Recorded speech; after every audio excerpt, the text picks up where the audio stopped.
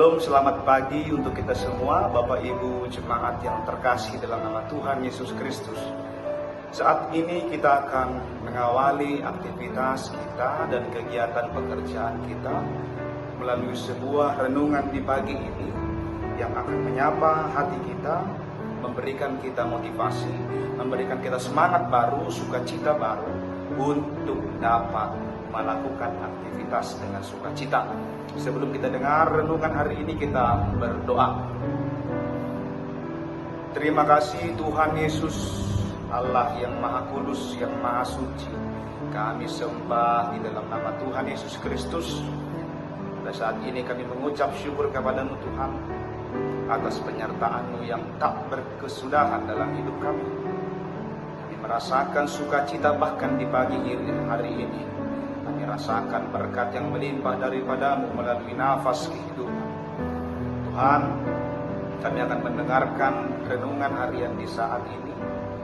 Kiranya Tuhan memberkati dan membuka hati dan pikiran kami, agar iman kami disempurnakan, bertumbuh dan berkualitas. Terima kasih Tuhan Yesus, kami mengucap syukur. Dalam nama Anak Tuhan Yesus Kristus kami berdoa dan mengucap syukur. Amin.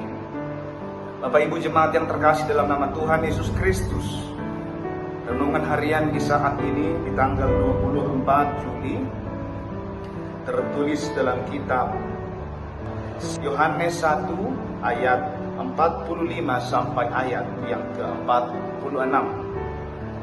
Saya akan bacakan untuk kita semua. Filipus bertemu dengan Nathanael dan berkata kepadanya, "Kami telah menemukan Dia yang disebut oleh Musa dalam kitab Taurat dan oleh para nabi, yaitu Yesus, anak Yusuf dari Nazaret." Kata Nathanael kepadanya, "Mungkinkah sesuatu yang baik datang dari Nazaret?" Demikian firman Tuhan. Bapak Ibu yang terkasih dalam nama Tuhan Yesus, saat ini kita mendengarkan firman Tuhan. Kita lihat ada dua tokoh yang sangat unik di kitab ini yang dijelaskan dalam kitab Yohanes. Yang pertama ada Filipus dan kedua ada Nathanael. Jadi kita lihat tadi Bapak Ibu dan kita dengar Nathanael bertanya kepada Filipus, dan Nathanael memiliki pandangan buruk tentang Nazaret. Karena kita tahu bahwa Nazaret adalah kota yang kecil, dan mungkin saja bagi Nathanael Nazaret adalah kota yang tidak penting dan tidak mungkin seorang Mesias akan datang dari sana. Sikap Nathanael ini menunjukkan bagaimana kita sering kali menilai sesuatu dari sudut pandang kita sendiri, berdasarkan prasangka atau informasi yang terbatas. Maka pertanyaan yang pertama dalam kitab ini yang diajukan oleh Nathanael, bagaimana mungkin Tuhan lahir di Nazaret, kota yang kecil itu? Dan kita lihat Bapak Ibu, Filipus tidak membantah Nathanael. Dia tidak berdebat atau berusaha meyakinkan Nathanael dengan banyak argumen. Sebaliknya Filipus hanya berkata, "Mari dan lihatlah." Dalam ayat 47 dikatakan, kata Filipus kepadanya, "Mari dan lihatlah." Filipus mengajak Nathanael untuk melihat sendiri dan menyaksikan bahwa Yesus berasal dari Nazaret, bahwa Yesus berasal dari kota yang kecil. Jawaban Filipus ini adalah sebuah undangan yang penuh dengan hikmat. Ia tidak meminta Nathanael untuk percaya begitu saja, tetapi untuk datang dan melihat sendiri kebenaran yang telah ia temukan. Dalam kehidupan kita Bapak Ibu yang terkasih, seringkali kita mendengar cerita atau kesaksian tentang Yesus dari orang lain. Kita mungkin meragukannya, sama seperti Nathanael yang meragukan Nazaret. Kita mungkin berpikir, mungkinkah sesuatu yang baik datang dari kondisi hidupku yang berantakan? Atau mungkinkah ada harapan dalam situasi yang sulit ini? Kita bahkan seringkali meragukan kekuasaan Tuhan. Kita bahkan seringkali pesimis dengan kehidupan kita bahwa Tuhan tidak bisa menolong hidup kita.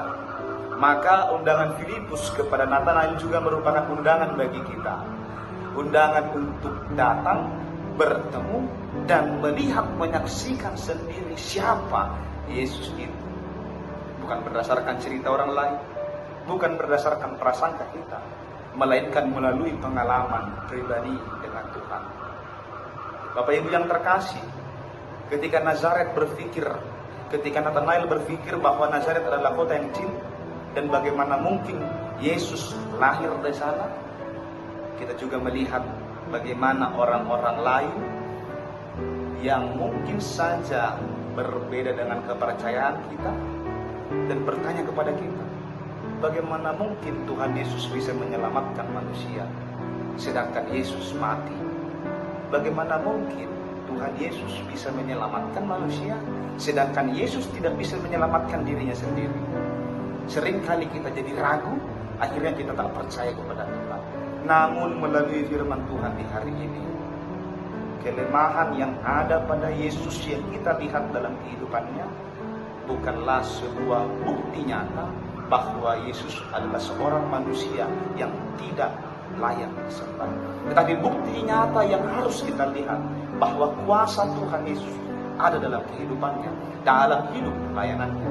Bahkan sudah kita lihat bagaimana mujizat-mujizat yang Yesus lakukan, bagaimana kuasa-kuasa penyembuhan, bagaimana kuasa dirinya sendiri yang turun dari surga menjadi manusia, bahkan naik lagi ke surga, menyelamatkan hidup kita, membebaskan kita daripada dosa.